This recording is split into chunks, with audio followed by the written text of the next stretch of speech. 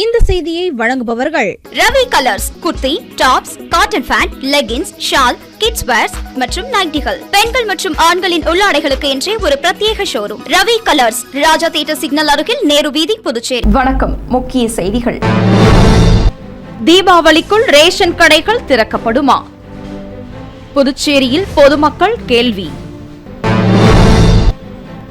வரத்து குறைவால் தக்காளி விலை கிடுகிடுவென உயர்வு, பெண்கள் அதிர்ச்சி. அரசு பள்ளிகளில் பணியாற்றும் 252 பட்டதாரி ஆசிரியர்கள் இடமாற்றம், கல்வித்துறை உத்தரவு. திருவள்ளுவர் நகர் துலுக்கானத்தம்மன் கோவிலில் கோலாகலமாக துவங்கிய நவராத்திரி கொலு விழா, பக்தர்கள் பங்கேற்று சுவாமி தரிசனம். இனி விரிவான செய்திகள். புதுச்சேரியில் ரேஷன் கடைகளை திறக்காமல் இலவச அரிசி வழங்குவது சாத்தியமா என்பது குறித்து பொதுமக்கள் கேள்வி எழுப்பி வருகின்றனர். புதுச்சேரி மாநிலத்தில் கடந்த சில ஆண்டுகளாக ரேஷன் கடைகள் மூலம் விநியோகிக்கப்படும் இலவச அரிசிக்கு பதிலாக குடும்ப அட்டைதாரர்களது வங்கிக் கணக்கில் பணம் செலுத்தப்பட்டு வருகிறது. ஆனால் புதுச்சேரி மக்கள் தங்களுக்கு இலவச ரேஷன் அரிசியை கடைகள் மூலம் நேரடியாக விநியோகிக்க வேண்டும் என கோரிக்கை வைத்து வருகின்றனர். ரேஷன் அரிசி குறித்து பாராளுமன்ற தேர்தல் பிரச்சாரத்தின் போது முதலமைச்சர் நேரடியாக பெண்கள் கேள்வி எழுப்பினர். இதையடுத்து பாராளுமன்ற தேர்தலில் பிரச்சாரத்தில் ரேஷன் கடைகள் திறக்கப்பட்டு இலவச அரிசி வழங்கப்படும் என முதலமைச்சர் ரங்கசாமியும் உறுதியளித்திருந்தார். செப்டம்பர் மாதம் நியாய விலைக் கடைகள் திறக்கப்படும் எனவும் அறிவிக்கப்பட்டது.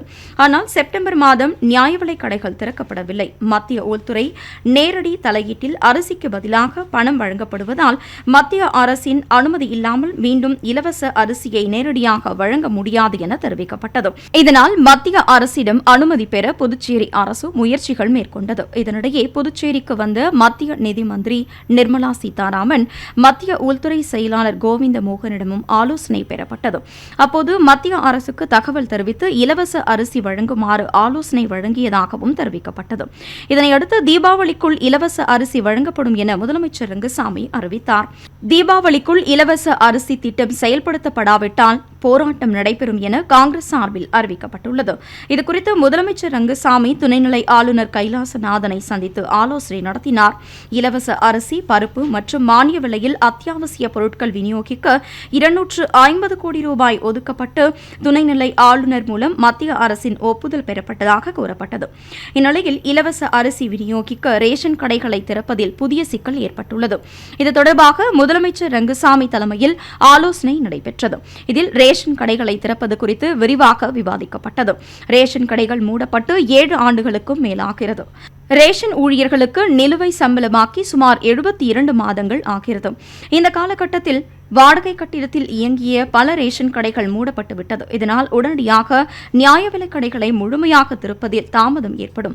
அதே நேரத்தில் தீபாவளிக்குள் ரேஷன் கடைகளை திறக்க வேண்டும் என்பதில் முதலமைச்சர் ரங்கசாமி உறுதியாக உள்ளார் என்றும் இதனால் வீடு வீடாக சென்று பைகளில் இலவச அரிசி வழங்கலாம் என ஆலோசிக்கப்பட்டு வருகிறது.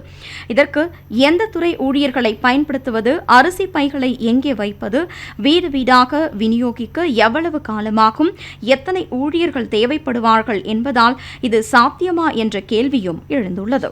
கனமழை காரணமாக சந்தைகளில் வரத்து குறைவால் புதுச்சேரியில் தக்காளியின் விலை கிடுகிடுவென உயர்ந்துள்ளது குடும்ப தலைவிகளிடையே அதிர்ச்சியை ஏற்படுத்தியுள்ளது. பருவமழை துவங்க உள்ள நிலையில் பண்டிகை காலங்கள் நெருங்குவதாலும் புரட்டாசி மாதத்தில் அசைவங்கள் பெருமளவு தவிர்க்கப்படுவதாலும் மேலும் நவராத்திரி உள்ளிட்ட பல்வேறு பூஜை வழிபாடுகள் காரணமாகவும் கடந்த சில தினங்களாகவே காய்கறிகளின் விலையேற்றம் அதிகமாக காணப்படுகிறது. மேலும் தென் மாநிலங்களில் தொடர்ந்து பெய்து வரும் கனமழையால் புதுச்சேரிக்கு காய்கறி வரத்து கடந்த மாதம் முதலே குறைந்துள்ளது. இதனால் காய்கறிகளின் விலை உயர்ந்துள்ளது. கனமழை காரணமாக புதுச்சேரி சந்தைகளில் தக்காளி வரத்து குறைந்துள்ளது. இதனால் தக்காளி விலை 1 கிலோ 70 ரூபாய் முதல் 80 ரூபாய் வரை விற்பனையாகிறது. தீபாவளி உள்ளிட்ட பண்டிகைகள் நெருங்கும் நிலையில் ஏற்றுமதி குறைவாலும் மேலும் தக்காளியின் விலை அதிகரிக்கும் என்றும் வியாபாரிகள் தெரிவிக்கின்றனர். சந்தைகளிலேயே 70 முதல் 80 ரூபாய் வரை விற்பனை செய்யப்படும் நிலையில் கடைகளில் விலையேற்றம் சற்று அதிகமாக விற்கப்படும் சூழ்நிலை உருவாகியுள்ளது. விழா காலங்களில் காய்கறிகளின் விலையேற்றம் அதிகரிக்கும் நிலையில் அத்தியாவசிய பொருட்களில் ஒன்றான தக்காளி விலை கிடுகிடுவென உயர்ந்துள்ளது பெண்களிடையே அதிர்ச்சியை ஏற்படுத்தியுள்ளது. எவ்வளோ எப்போ குறையும் தெரியல. நேற்று எவ்வளோ இது தக்காளி? நேற்று எவ்வளோ இது? நேற்று இதே வேலை தானே. நேற்று 1.5 கிலோ 100 ரூபா. முந்தா நேற்று 60 ரூபா வந்துச்சு. அதுக்கு முன்னாள் 50 ரூபா வந்துச்சுண்ணே. இன்னைக்கே விலை ஏறிச்சு. இன்னைக்கு விலை 2 நாளாக 3 நாள் விலை அதிகம். தக்காளி வரது கம்மியாக போச்சுண்ணே. எதனால? தக்காளி அங்கேயே விலை அதிகமாக போச்சுண்ணா. வாங்குற இடத்துல விலை அதிகமாக போச்சு. என்ன காரணம் இது விலை ஏறதுக்கு? தக்காளி அங்கே விலை அதிகமாகிடுச்சு. தக்காளி வரது நல்லா புதுச்சேரி அரசு பள்ளிகளில் பணியாற்றும் 252 பட்டதாரி ஆசிரியர்களை இடமாற்றம் செய்து கல்வித்துறை அதிரடி உத்தரவு பிறப்பித்துள்ளது. புதுச்சேரி கல்வித்துறையின் கீழ் செயல்படும் பள்ளிகளில் பணிபுரியும் ஆசிரியர்கள் அவ்வப்போது இடமாற்றம் செய்யப்பட்டு வருகின்றனர். அதன்படி தற்போது புதுச்சேரியில் 196, காரைக்காலில் 38, மாஹே மற்றும் ஏனாம் பிராந்தியங்களில் 18 ஆசிரியர்கள் என ஒட்டுமொத்தமாக 252 பட்டதாரி ஆசிரியர்கள் இடமாற்றம் செய்யப்பட்டுள்ளனர். அவர்களை வருகின்ற 14ஆம் தேதிக்குள் விடுவிக்கவும் உத்தரவிடப்பட்டுள்ளது. இதற்கான உத்தரவினை கல்வித்துறை துணை இயக்குநர் வெர்பினோ ஜெயராஜ் வெளியிட்டுள்ளார். மேலும் தொடக்கப்பள்ளி ஆசிரியர்களுக்கு பதவி உயர்வு வழங்கப்பட்டுள்ளது.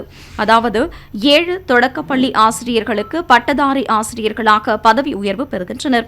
அவர்களுக்கான பணியிடங்களும் அறிவிக்கப்பட்டுள்ளது.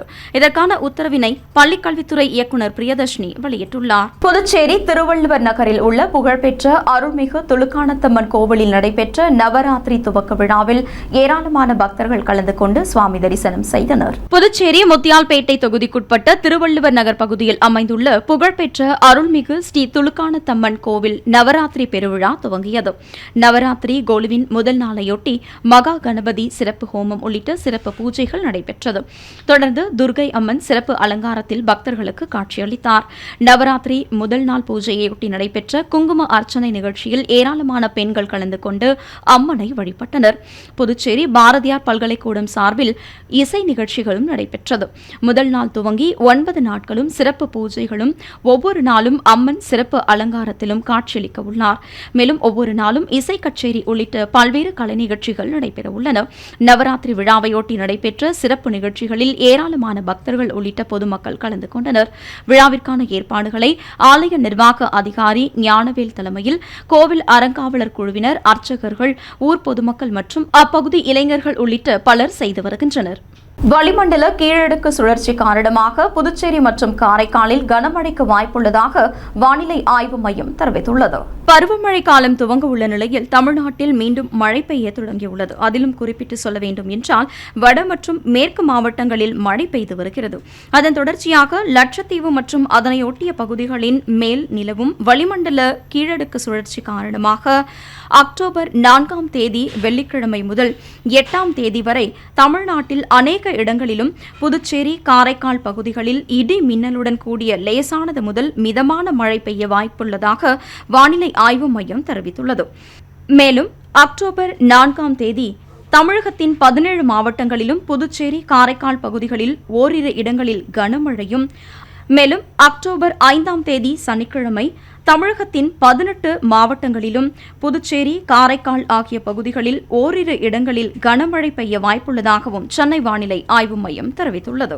நிலுவையில் உள்ள ஊதியத்தை விரைவில் வழங்கிட நடவடிக்கை எடுக்க வேண்டும் என்பன உள்ளிட்ட பல்வேறு கோரிக்கைகளை வலியுறுத்தி புதுச்சேரி மாநில ஊரக வாழ்வாதார இயக்க ஊழியர்கள் சங்கத்தினர் ஆர்ப்பாட்டத்தில் ஈடுபட்டனர். புதுச்சேரி மாநில ஊரக வாழ்வாதார இயக்க ஊழியர்கள் சங்கம் சார்பில் பல்வேறு கோரிக்கைகளை வலியுறுத்தி அண்ணா நகரில் உள்ள மாவட்ட ஊரக வளர்ச்சி முகமை அலுவலகம் முன்பு ஆர்ப்பாட்டம் நடைபெற்றது. ஆர்ப்பாட்டத்திற்கு சங்கத் தலைவர் பொன்னி தலைமை தாங்கினார். இதில் சங்க நிர்வாகிகள் மஞ்சுளா, பிரதீபா, ரவிச்சந்திரன், நமச்சிவாயம் உள்ளிட்ட பலர் கலந்து கொண்டனர்.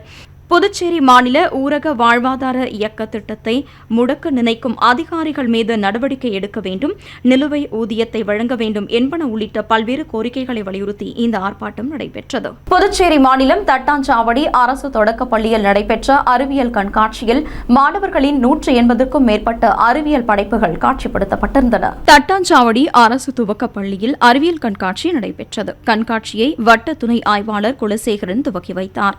தலைமை ஆசிரியர் கீதா தலைமை தாங்கினார். கண்காட்சியில் 1ஆம் வகுப்பு முதல் 5ஆம் வகுப்பு வரை பயிலும் மாணவர்கள் 180க்கும் மேற்பட்ட அறிவியல் படைப்புகள் செய்து பார்வையாளர்களை வியக்க வைத்தனர்.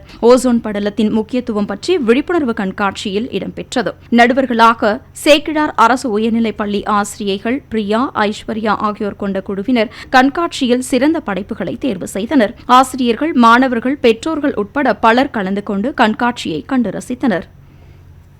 பிரபல தனியார் வங்கிகள் மற்றும் நிதி நிறுவனங்களின் பெயரை பயன்படுத்தி குறைந்த வட்டியில் கடன் பெற்றுத் தருவதாக கூறி புதுச்சேரியை சேர்ந்த 132 நபர்களிடம் 1,82 லட்சம் ரூபாய் மோசடி செய்யப்பட்ட சம்பவம் குறித்து சைபர் கிரைம் காவல்துறையினர் வழக்கு பதிவு செய்து விசாரணை மேற்கொண்டு வருகின்றனர். கடந்த 6 மாதங்களாக வங்கியில் இருந்து கடன் தரும் மேலாளர் பேசுகிறேன் என்று சொல்லி குறைந்த வட்டியில் உங்களுக்கு கடன் பெற்றுத் தருகிறோம், ஜாமீன்தாரர்கள் யாரும் தேவையில்லை, உங்களுடைய வங்கி பரிவர்த்தனையை வைத்து உங்களுக்கு கடன் அளிப்போம், இன்சூரன்ஸ் ப்ராசஸிங் ஃபீஸ் என ஒவ்வொரு நபரிடம் அவர்களுடைய அவசரத்தை புரிந்து கொண்டு 2,000 ரூபாய் முதல் 16 லட்சம் ரூபாய் வரை புதுச்சேரியை சேர்ந்த 132 நபர்களிடம் கடந்த 5 மாதங்களில் மட்டும் 1,82 லட்சம் ரூபாய் இணைய வழி மோசடிகாரர்களால் கொள்ளடிக்கப்பட்டுள்ளது.